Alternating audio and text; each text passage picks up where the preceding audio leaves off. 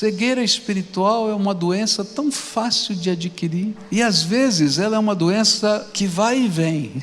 Tem dias que você está enxergando tudo pela graça de Deus, mas tem dias que a tua carne ferve e você se perde.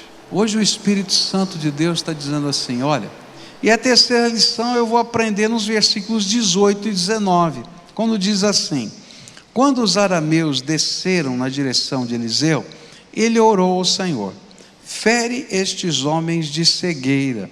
E então ele os feriu de cegueira, conforme Eliseu havia pedido.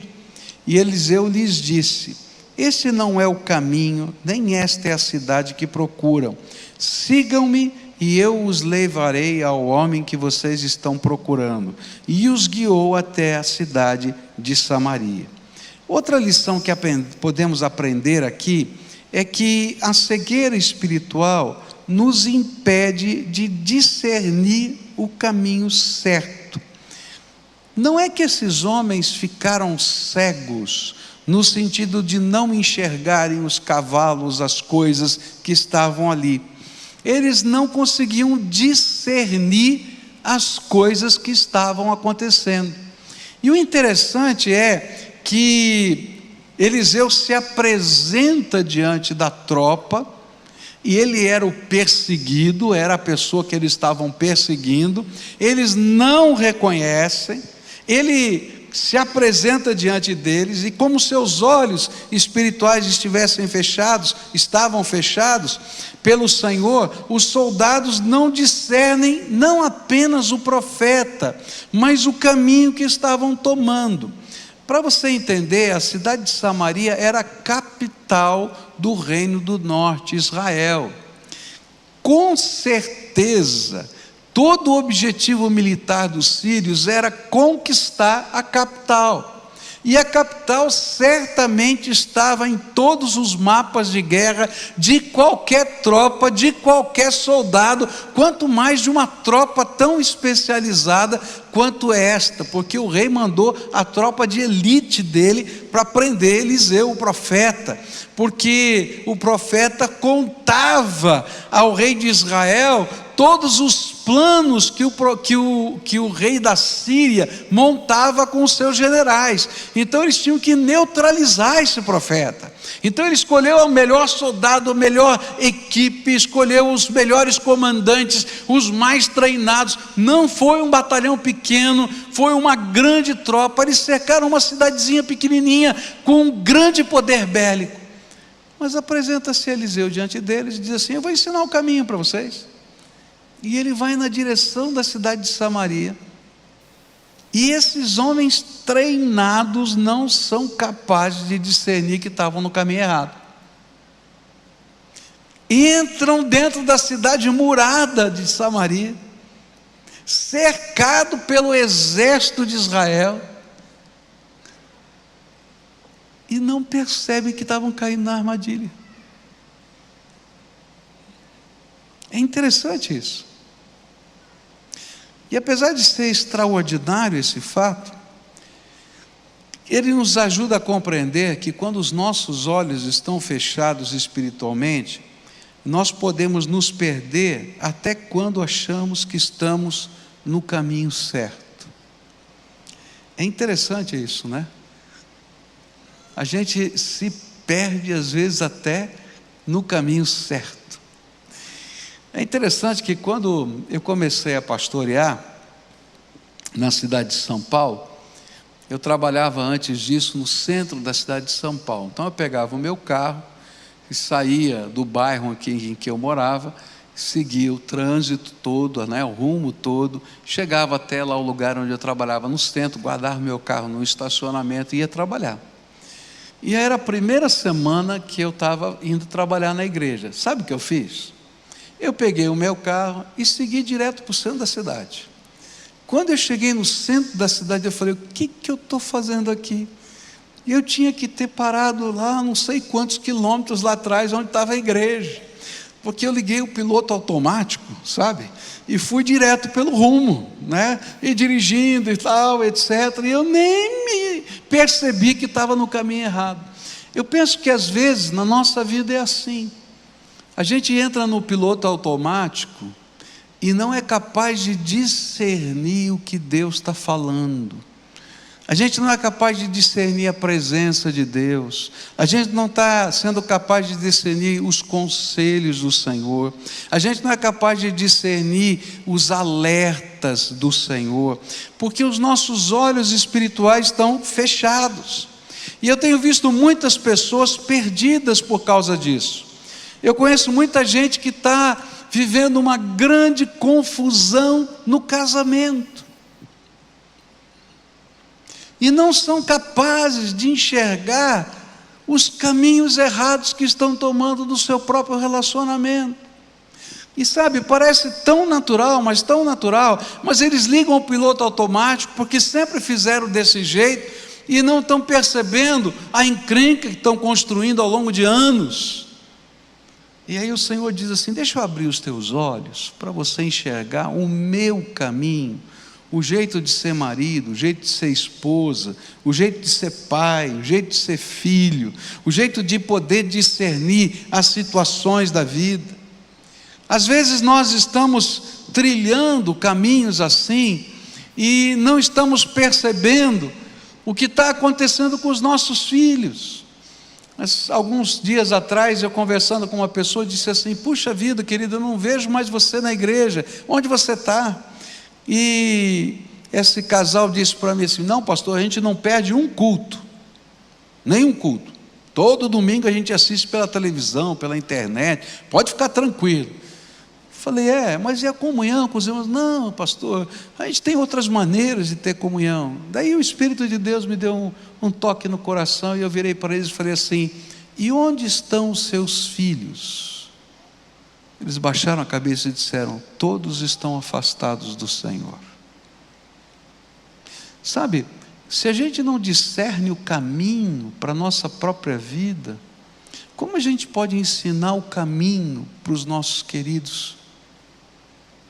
E às vezes isso está acontecendo porque a gente liga o piloto automático e não está percebendo para onde está indo, e não é capaz de discernir as coisas. Não é que a gente não enxergue a realidade, não é que a gente não veja o que está acontecendo, simplesmente não entra na nossa capacidade de discernir.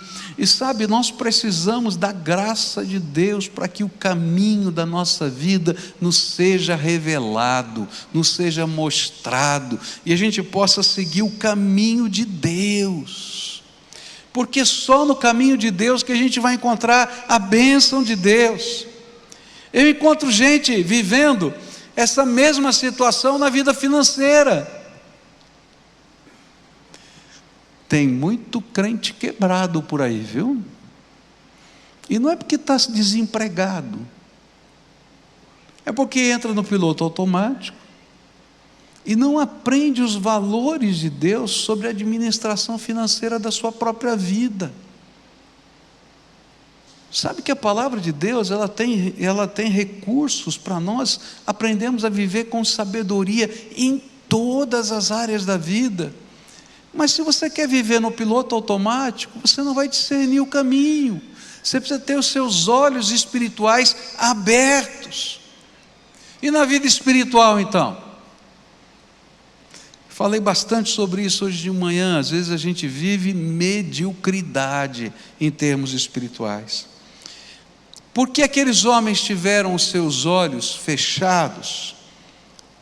Aqueles soldados não puderam discernir os perigos, as armadilhas que estavam à sua volta. E da mesma maneira, nós, quando estamos com os nossos olhos espirituais fechados, nós não discernimos os perigos e as armadilhas que estão diante de nós. É tão fácil você levar um tombo, rapaz. É só não discernir o tropeço que está na tua frente. E a Bíblia diz que Ele quer abrir, a Bíblia diz que Jesus quer abrir os nossos olhos espirituais para discernir os perigos e as armadilhas que surgem diante de nós. alguns apelos da alma que na verdade são força da nossa carne, e a gente não é capaz de discernir. Por isso Jesus nos convida e nos apresenta o caminho, porque na verdade o caminho é Jesus. Eu sou o caminho, a verdade e a vida, e ninguém vem ao Pai senão por mim. Há uma coisa linda no andar com o Senhor. Ele não dá para a gente um mapa, nem um GPS. Sabe o que ele diz assim: anda comigo, segura aqui na minha mão, e eu vou te levar por esse caminho. E aí a gente vai com Jesus para todas as áreas da nossa vida. Se você quer ser alguém abençoado, leva Jesus para todas as áreas da sua vida. Leva para os seus estudos, para o seu negócio, para a sua família, para a educação dos filhos. E pergunta: Jesus, o que é que o Senhor quer que eu viva aqui? Como é que eu tenho que tomar decisões? E sabe, é tremendo isso, porque o Senhor revela, Ele fala, Ele dá discernimento, Ele abençoa. E aí Ele se torna o nosso caminho em todas as áreas. E na vida espiritual a Bíblia diz que ninguém vai ao Pai senão por Jesus. Então a gente abraça Jesus e deixa Ele guiar a gente na direção dessa comunhão mais íntima com o Pai. Quando os nossos olhos estão fechados, a gente não discerne o caminho, mas quando nos rendemos ao Senhor e quando clamamos pelo controle dEle nas nossas vidas, o Senhor Jesus se torna aquele que abre os nossos olhos espirituais e revela o caminho para nós. Mas quando eu estava meditando nesse texto, me veio um outro texto da palavra de Deus que é uma advertência. Às vezes os nossos olhos são fechados por Deus, porque aqueles homens queriam fazer o mal para o seu profeta, e então Deus fechou os olhos deles. Outras vezes os nossos olhos são fechados por nós mesmos, porque nós queremos seguir o nosso próprio caminho. Mas a Bíblia vai falar que algumas vezes os nossos olhos são fechados por Satanás. Olha só o que a Bíblia diz. 2 Coríntios capítulo 4, versículos 3 e 4 diz assim: mas se o nosso evangelho está encoberto, para os que estão se perdendo é que está encoberto. O Deus desta era cegou o entendimento dos descrentes, para que não vejam a luz do evangelho da glória de Cristo, que é a imagem de Deus. E sabe, tem muita gente que está fora do caminho de Deus. Não é que não teme a Deus, não é que não tem respeito por Deus, simplesmente não consegue entender como é que pode ter comunhão com Deus, como é que pode ouvir a voz de Deus, como pode ter certeza da salvação, como pode sentir a presença do Espírito Santo. E por mais que a gente tente explicar, às vezes as pessoas não conseguem entender. E sabe, a Bíblia diz que uma das razões por que isso acontece é porque o Deus com letra minúscula, está lá na Bíblia, o Deusinho deste século, desta era, deste mundo, não é? Que é Satanás, cega o entendimento destas pessoas, para que elas não consigam crer. E aí a gente fica perguntando, mas como é que essa cegueira espiritual se processa? De que jeito ela vem? E aí no capítulo 10 de 2 Coríntios, versículos 3 a 5, a Bíblia explica para a gente. Ela diz assim: pois embora vivamos como homens, não lutamos segundo os padrões humanos. As armas com as quais lutamos não são humanas, pelo contrário, são poderosas em Deus para destruir fortalezas. Destruímos argumentos e toda pretensão que se levanta contra o conhecimento de Deus, e levamos cativo todo pensamento para torná-lo obediente a Cristo. Sabe o que a Bíblia está dizendo? Aqui ele está dizendo que a palavra de Deus é poderosa que pode até colocar essa cegueira abaixo. Mas como ela coloca a cegueira abaixo? O que está gerando a cegueira? E aí a gente vai aprender algumas coisas muito simples. Existem alguns argumentos, alguns postulados, que a gente começa a acreditar neles, sem ter base nenhuma. Por exemplo, tem muita gente que diz assim: Deus para mim é amor absoluto, por isso eu não creio no inferno. Você já ouviu isso? Não é verdade? De onde veio esse pensamento? Eu vou dizer para você de onde veio: do Deus desse século. Porque Deus revela quem Ele é nas Escrituras, e Ele diz que Ele é o perfeito amor, mas Ele é a perfeita justiça. E porque Ele é o perfeito amor e a perfeita justiça, Ele tem que achar o equilíbrio entre amor e justiça, e por isso vai haver juízo final nessa história da humanidade. Tem gente que pensa assim: olha, para mim Deus é uma força, uma energia, então não importa o caminho que você vá, não importa o lugar em que você esteja, não importa nada disso, porque essa força, essa energia vai alcançar você. Então, qualquer religião é boa, qualquer lugar é bom, desde que você esteja debaixo dessa força. Você já ouviu isso? Agora, de onde veio esse pensamento? Com certeza não veio da palavra de Deus, porque a Bíblia diz muito fortemente que só tem um caminho. O Deus desse século vai dizer assim: Deus não é pessoa, é energia. Tem outros que pensam assim, segundo a nova era, não é? Que como não existe um Deus pessoal, existe apenas uma força, ele tem um polo positivo e um polo negativo. Se ele tem um polo positivo e um polo negativo, nem o positivo sozinho é bom, nem o negativo sozinho é bom. Você precisa ser um pouquinho dos dois. Oh, coisa ruim. Não é verdade? Sabe, o meu Deus não é uma força, Ele é uma pessoa. E Ele se revela, e Ele fala. Mas o Deus desse século, Ele vai colocando uma série de argumentos na nossa mente, e esses argumentos fazem parte da nossa cultura, da nossa sociedade, e nos impedem de discernir o caminho. Mas sabe o que é tremendo? É que hoje, agora, nesse instante, o poder do Espírito Santo está agindo, e a palavra de Deus diz uma coisa tremenda: porque as armas da nossa milícia não são humanas. Eu não vim aqui convencer você de A ou de B, isso seriam as armas humanas, mas elas são poderosas em Deus para destruir fortalezas. E aí o Senhor começa a quebrar esses postulados na mente da gente. Eu já contei isso para você, mas eu preciso lembrar, porque tem tudo a ver com aquilo que eu estou falando.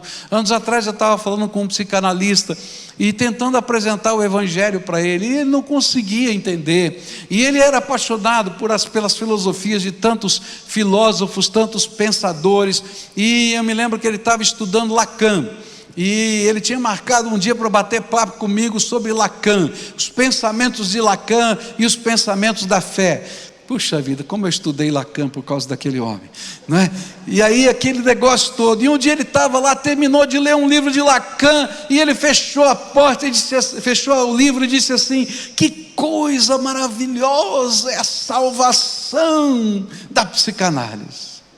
E naquela hora, o Espírito Santo de Deus visitou aquele homem na casa dele, e disse assim: que pequenininha é a tua salvação, porque ela termina no próximo conflito. A salvação em Cristo Jesus é eterna. E aquele homem veio conversar comigo diferente, dizendo assim: eu tive uma experiência que eu não sei explicar. Aconteceu algo que eu não sei dizer o que foi. Eu não posso dizer que eu ouvi com esse ouvido, que senão seria alucinação. Mas eu ouvi Deus. Deus está falando comigo. E Ele falou isso. Me explica sobre a salvação eterna. Sabe, o caminho de Deus abre os olhos daqueles que estão cegos pelo Deus desse século, e pega os argumentos de hoje e começa a colocar em conflito Não porque a gente tem capacidade de convencer, mas por causa da visitação do Espírito. E é por isso que ele diz que essas armas são poderosas em Deus para destruir fortalezas, porque esses argumentos se tornam fortalezas espirituais na nossa mente. A gente não consegue dar um passo adiante, a gente não consegue enxergar o próximo capítulo, porque a gente fica parado naquela fortaleza, limitado, e aí vem uma intervenção de Deus que a gente não sabe explicar. Aquela fortaleza cai. E eu acho tremendo o restante daquele verso que diz assim: e leva cativo à presença de Cristo os nossos pensamentos. E aí a gente muda de patamar. Eu estou olhando aqui e só enxergando essa realidade, e os meus olhos se abrem para entender que existe um Deus todo-poderoso, eterno, maravilhoso, transcendente, espiritual, que quer ter comunhão comigo. Por isso eu vim dizer para você hoje: não impeça, não permita que os seus olhos se fechem para enxergar aquilo que Deus quer fazer na tua vida. Tem coisas tremendas de Deus que Ele quer fazer na tua vida.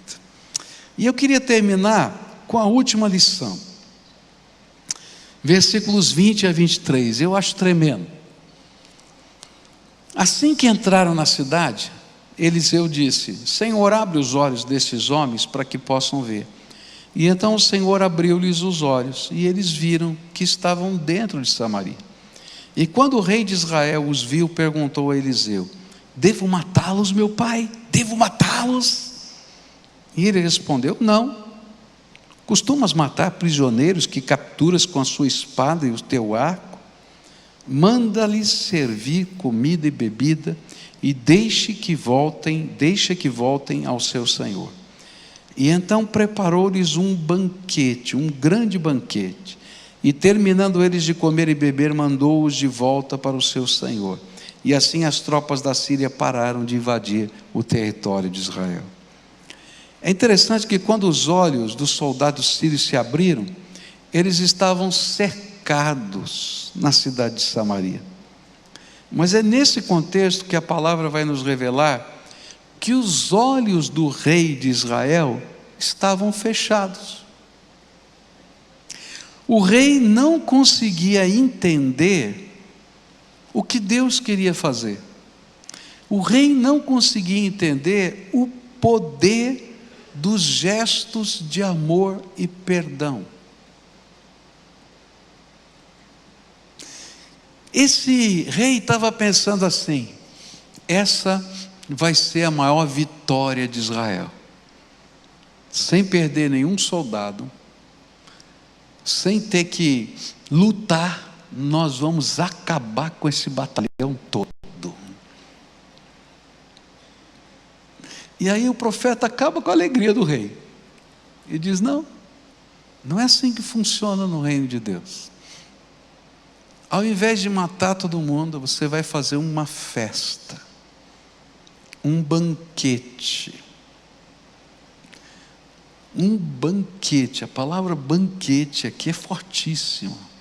Tudo de bom e do melhor, não é pão e água não, é tudo de bom e do melhor. E depois que você oferecer esse banquete aos inimigos, você vai mandá-los de volta. E eu fico pensando, como Deus é tremendo em revelar os seus caminhos. Porque se o rei tivesse matado aqueles soldados, certamente seria uma grande vitória em uma batalha. Mas a Bíblia diz que quando ele seguiu o jeito de Deus, a guerra acabou. Porque aqueles homens voltaram para a Síria e falaram para o seu rei: não dá para a gente enfrentar o Deus Todo-Poderoso. Tem algo extraordinário que a gente não consegue explicar. A gente não conseguiu ver os mapas. A gente não conseguiu entender os processos. A gente não entendeu nem o banquete. Esses caras são loucos. Fizeram até um banquete para a gente. E aí a guerra terminou. E é interessante porque a Bíblia vai ensinar que o método de Deus é uma contradição a um método humano. Porque o método humano pede da gente vingança, retribuição, punição, castigo. Mas o método de Deus é transformação e restauração. E há muita gente que tem os seus olhos fechados e não sabem, e não entendem, e não creem no verdadeiro caminho da vitória, que é acabar a guerra. Eu costumo, às vezes, conversar com pessoas que estão vivendo grandes crises familiares. E às vezes, queridos, são situações muito difíceis, muito difíceis. E eu geralmente começo, depois de ouvir tudo, fazendo uma pergunta: o que você gostaria que fosse o final dessa história? Ok, você me falou de toda essa tragédia, de tudo que aconteceu. O que você gostaria que acontecesse depois de tudo isso? E sabe, tem algumas pessoas que param ali, porque naquela hora o sentimento que tem é de raiva, de vingança, de dar um chute, de dar um murro, né? Aquela coisa que fica ali. E aí para pensar, mas o que eu quero? Eu quero punir, eu quero me separar, eu quero expulsar meu filho de casa. O que eu quero? Porque dependendo da resposta que você dê a essa pergunta, você vai ter que usar os caminhos de Deus e não os seus. Deus queria terminar com a guerra, o rei queria ter uma vitória na batalha. E você quer o quê? Só que para terminar com a guerra, ele precisava usar a estratégia de Deus. E a estratégia de Deus é algo que a gente não consegue muito bem entender, que vai além da nossa carne. Romanos 12, versículos 17 a 21 diz assim: não retribuam a ninguém mal por mal, procurem fazer o que é correto aos olhos de todos, façam todo o possível para viver em paz com todos. Amados, nunca procurem vingar-se, mas deixem com Deus a ira, pois está escrito: minha é a vingança, eu retribuirei, diz o Senhor. Pelo contrário, se o seu inimigo tiver fome, dê-lhe de comer, se tiver sede, dê-lhe de beber. Fazendo isso, você amontoará brasas vivas sobre a cabeça dele. Não se deixe vencer pelo mal, mas vençam o mal com o bem.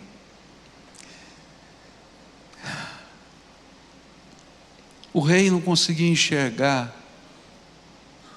o jeito de Deus.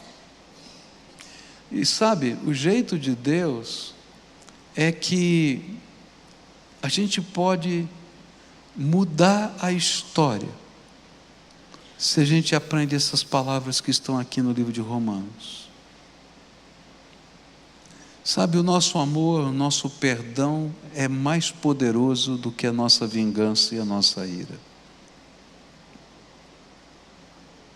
A gente acumula brasas vivas sobre a cabeça das pessoas, porque o Espírito de Deus começa a trabalhar, porque a gente está agindo em nome do Senhor. Eu não vou dizer para você que é fácil perdoar.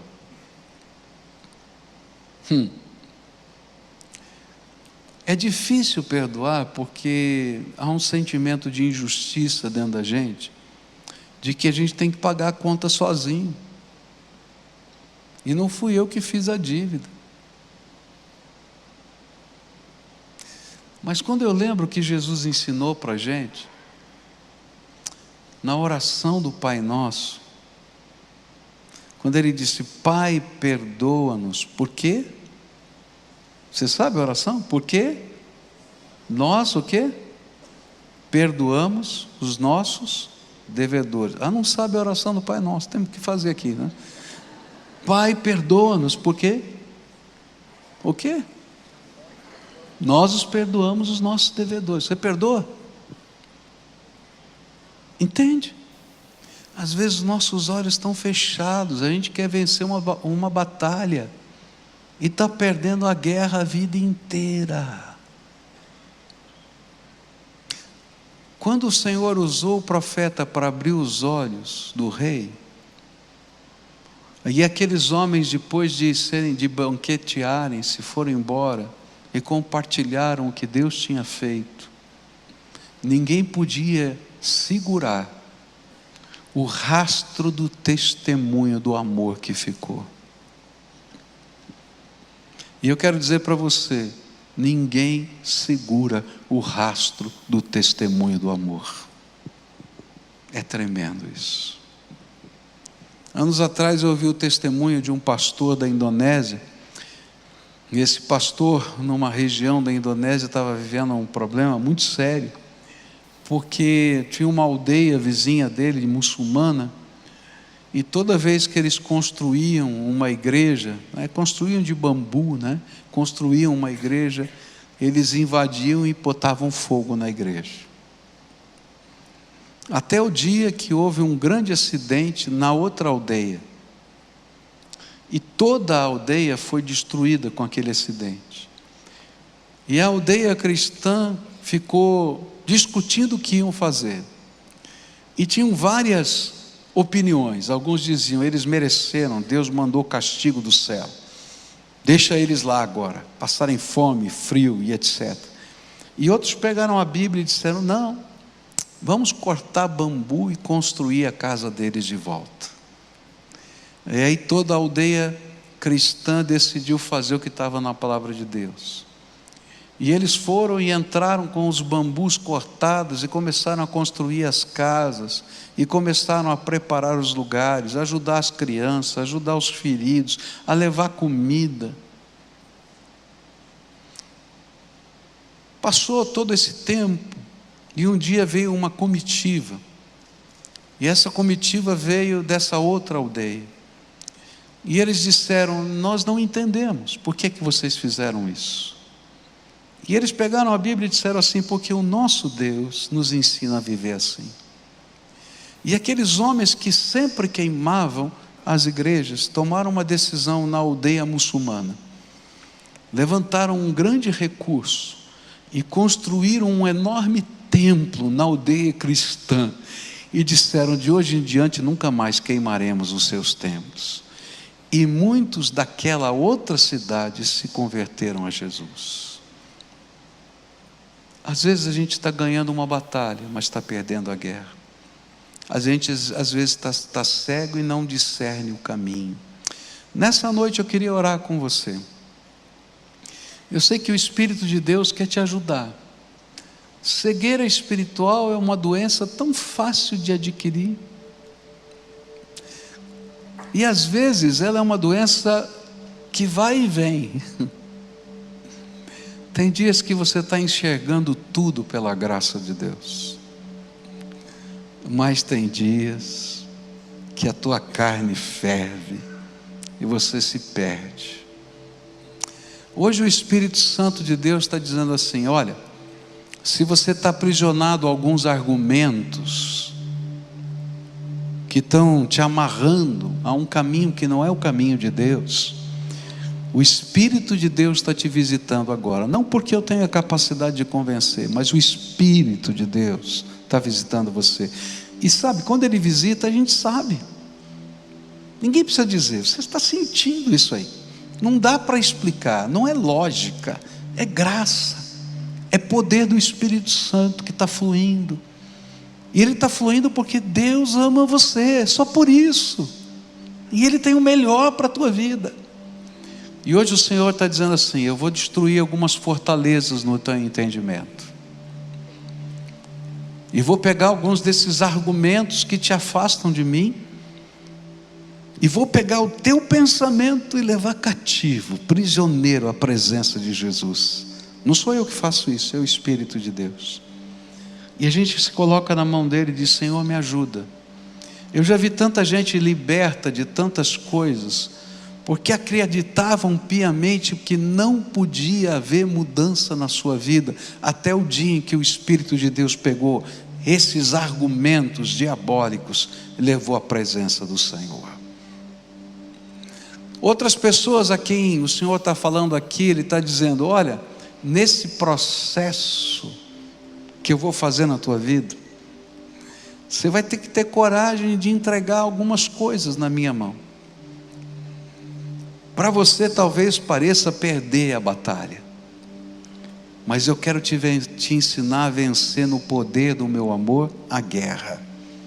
E talvez você tenha que perdoar pessoas que te ofenderam. Talvez você tenha que colocar os sentimentos doídos da alma nas mãos do Todo-Poderoso e dizer: Senhor, eu não sei se eu consigo ir muito além disso, mas eu quero colocar tudo isso nas tuas mãos. E sabe, descansar naquele que é Senhor da nossa vida, sabendo que as carruagens de fogo do Senhor estão acampadas ao redor da gente. Se você é essa pessoa a quem o Espírito Santo está falando hoje, eu quero orar por você. Eu quero interceder pela tua vida, para que os seus olhos sejam abertos. Lembra que Eliseu orou para que os olhos fossem abertos, tanto do seu servo quanto dos soldados. E eu quero pedir para Deus tocar a tua alma, abençoar a tua vida, e pegar estas coisas que estão fazendo mal, ou esses caminhos que você não consegue discernir, e começar um processo de transformação na tua vida. Se você é essa pessoa a quem o Espírito Santo está falando, eu vou desafiar você, vou convidar você a sair do seu lugar e vir aqui à frente para a gente orar. E a primeira grande tentação vai ser essa: legal, Senhor, eu quero, mas eu vou fazer do meu jeito. Do teu jeito você está fazendo a vida inteira, querido. Faz do jeito de Jesus. E se dentro de um templo você não é capaz de ouvir a voz de Deus, não acredite que você vai ouvir lá fora. Então vai saindo do teu lugar e vem para cá. Eu sei que tem famílias que estão aqui, que estão precisando de restauração. Venha marido, venha mulher, venha filhos, tá? Talvez não estejam todos aqui, mas venha dizendo: Senhor, eu quero restauração na minha casa, eu quero restauração de coisas que estão aqui guardadas na minha alma. Mostra para mim quais são os argumentos que estão me atordoando, me aprisionando, porque eu quero depô-los aos teus pés, no teu altar. E deixa Deus fazer a obra dele na tua vida. A obra não é de uma igreja, de um pastor. A obra é de Deus, do Deus Todo-Poderoso. E eu creio que o Senhor vai fazer algo extraordinário da graça dele. Extraordinário. A gente está falando de um Deus que não é uma força, é uma pessoa que se relaciona conosco, que nos visita, que nos abençoa, que nos dá graça. Então vem, em nome de Jesus. Pode vir, em nome de Jesus, pode vir. E a gente vai se apresentar diante do Todo-Poderoso Senhor, como seres humanos que somos, como pessoas que carecem da graça dele. Abre os nossos olhos, Senhor, abre os nossos olhos, Senhor, abre os nossos olhos, Senhor, abre os nossos olhos. Isso, pode vir, estou aguardando algumas pessoas se chegarem aqui, pode vir, isso. Que bom, que alegria, que bênção ter vocês aqui, diante do Senhor, tá? Nós estamos diante do Senhor, é isso que está acontecendo, diante do Senhor. Como é que vai acontecer os milagres? Eu não sei. Eu só sei uma coisa, que esse Deus é tremendamente criativo, e Ele vai usar situações, pessoas, coisas que a gente nem pode imaginar, para fazer os milagres dele acontecerem. E simplesmente a gente vai experimentar a graça de Deus. Então agora, a primeira oração, eu preciso que você faça. O que o Espírito Santo ministrou para você? Onde é que os seus olhos estão fechados? Então você vai dizer: Senhor Jesus, eu ouvi isso no meu coração, o Senhor falou isso para mim. Minha casa está assim, meu coração está assim, minha mente está desse jeito. Eu preciso de uma intervenção do Senhor nisso ou naquilo, eu não sei. Fala o que está na tua alma, só você e Deus sabem. E lembra, quem vai ouvir essa oração é o Todo-Poderoso Senhor. E quando Ele te abençoar, Ele vai fazer porque Ele te ama. E porque Jesus é o único mediador entre Deus e os homens. E é o sangue dele que abriu a porta do céu para a gente poder receber graça do alto. Se você precisa perdão, então você vai pedir perdão, Senhor, por esse pecado, por essa falha. Se você machucou alguém, você coloca isso diante de Deus e pede perdão ao Senhor. Se você machucou alguém que está aqui do teu lado, cochicha no ouvido dessa pessoa e diz: eu pedi perdão a Deus, mas eu preciso pedir perdão para você. E se Deus está ministrando no teu coração, você diz: Senhor, me ajuda a seguir o teu caminho, que é cobrir a multidão dos erros com amor e graça. Então você vai falar no ouvido do outro: eu não sei se eu consigo da minha carne perdoar, mas Deus há de me dar graça para cobrir tudo o que aconteceu com o amor dele na minha vida e na tua vida. Então fala, cochicha aí no ouvido do outro. Isso já é milagre, gente. Isso já é milagre. Agora deixa eu orar com você.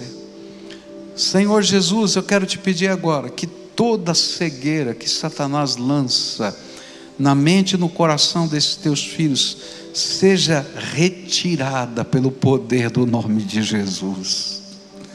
Que agora, Pai, de alguma maneira extraordinária, a mente fique clara, límpida, a ponto de os pensamentos serem levados pelo teu Espírito à presença do Pai e do Filho. Ó Pai, eu quero te pedir que nessa hora haja cura.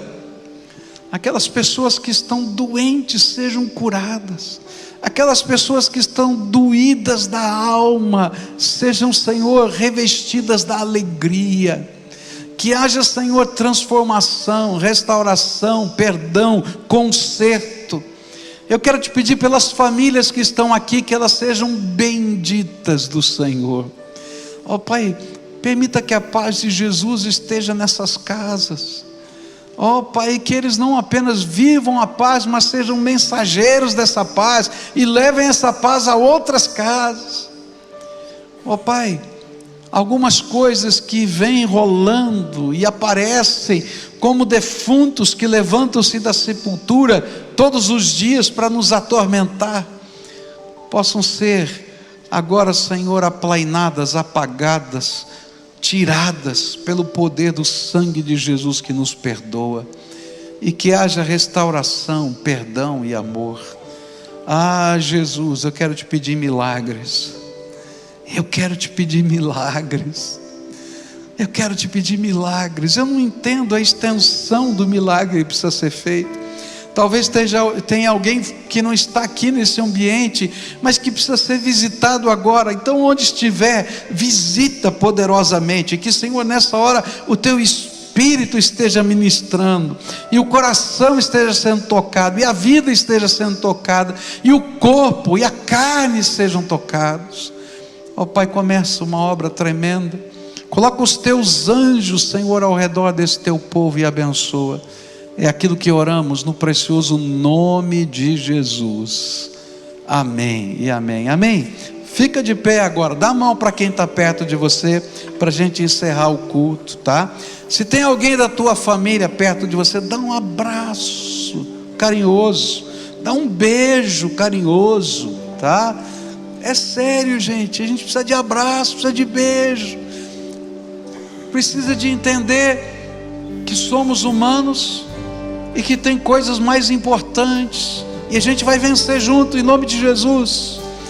E aqueles que não estão aqui, chega em casa, dá um abraço, dá um beijo. Mas não gosta de abraço e beijo, rouba, vai lá e rouba o beijo, rouba o abraço, viu? Pode fazer.